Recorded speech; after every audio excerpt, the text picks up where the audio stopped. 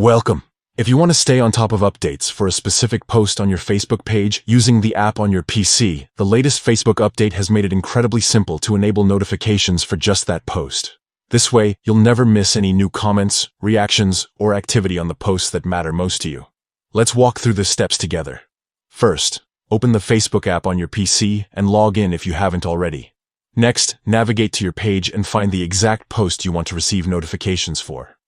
This could be a post announcing something important, engaging your community, or showcasing new content.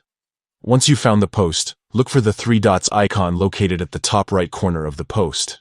Clicking on these three dots will open a menu with several options related to that specific post. From this menu, select Turn on Notifications for this post. After you do this, Facebook will notify you whenever there's new activity on that post, such as comments or likes, so you can stay updated and interact promptly.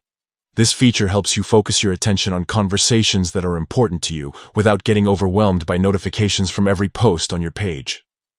If you ever want to stop receiving notifications for that post, simply go back to the same menu and choose Turn off Notifications for this post. This gives you full control over which posts you monitor closely. That's all there is to it.